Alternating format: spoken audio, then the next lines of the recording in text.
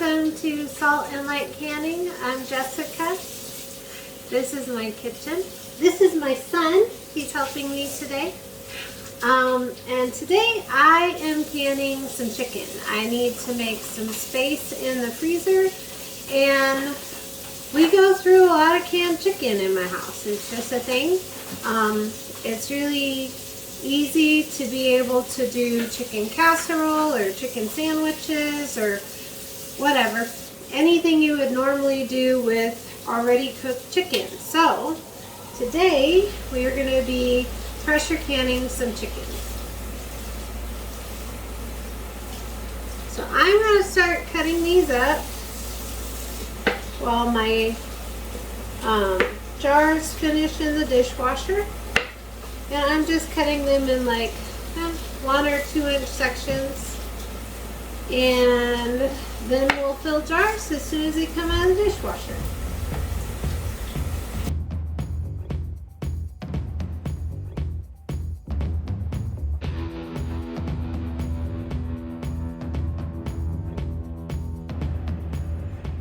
Alright, my chicken is all cut up and I'm going to start filling jars. But before I do, I'm going to talk to you a little bit about canning chicken. So in the past year or so, the FDA has changed their guidelines. It used to be 1 inch of headspace, now it's 1 1/4 inches. And I personally always put broth in with my chicken, and I know strictly speaking that is not what they have listed on their site. However, I do that because otherwise I end up with my chicken like here, but then the broth that it creates down here, and anything above the broth kind of turns gray and looks disgusting, and I just won't eat it. So, and there's nothing wrong with it, it's just I won't eat it. So, I put broth in my chicken. Please do what makes you comfortable. What makes you happy? This is what makes me comfortable, so that's what I'm gonna do. So you just want to take pieces of chicken and just put them in your jar and kind of squish them down, like not like mashed in there, but you know, fill your jar. Also, typically I find that I get about 1 pound of chicken per jar. So if I know I have roughly 30 pounds of chicken, I'll get roughly 30 jars. I do wash extra, but that's what I'll get. So that's probably about enough chicken.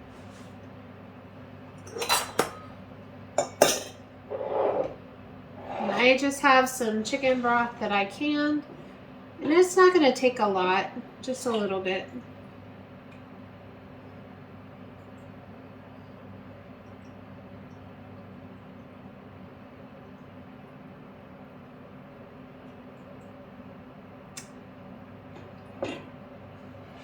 And then what I do is I debubble and get that broth down and around my chicken. Now, the chicken is going to create its own broth, and that's okay. I just want to make sure that everything in my jar is covered with liquid. But again, you don't have to. If you just want to put your chicken in there and not worry about it, then do that.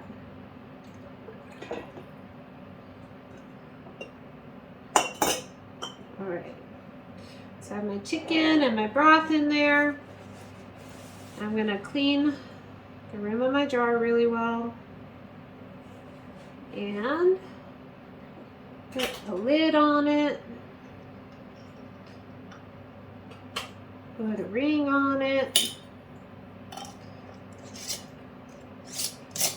just finger tight. So whenever finger tight, it's just if my fingers can turn it, that's as tight as it goes. And there's my jar of chicken. Oh, I see a great big air bubble, so I'm going to go back and fix that.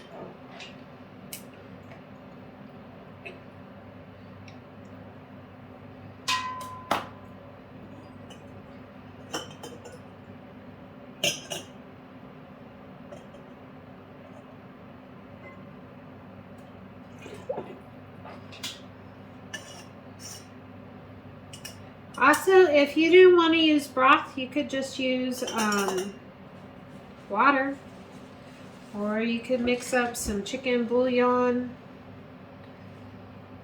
Please do what you have and what works for you.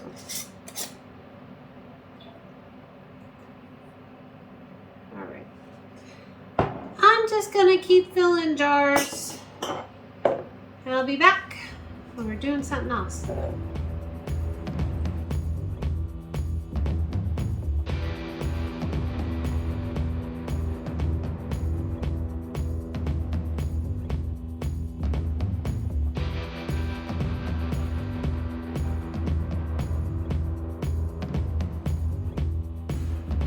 Alright, so my canners are full and everything's cold. My chicken was cold, so canner water's cold, the broth was cold, everything's cold. So when you're canning, make sure that if you're doing something that's not hot packed, that it is all the same temperature.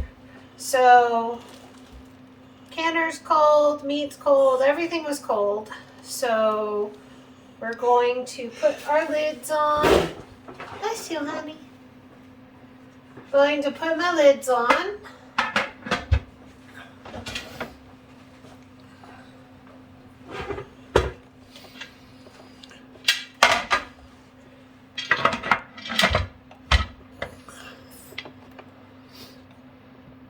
And I will turn on the stove.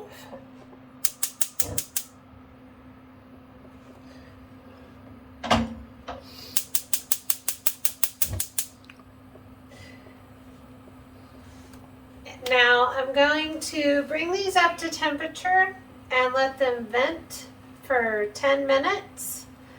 Then after 10 minutes, we'll put our weight on and bring it up to pressure. I need to can at 15 pounds of pressure for my altitude. Please check your altitude and see what's appropriate. But these are going to process in the canner for 75 minutes.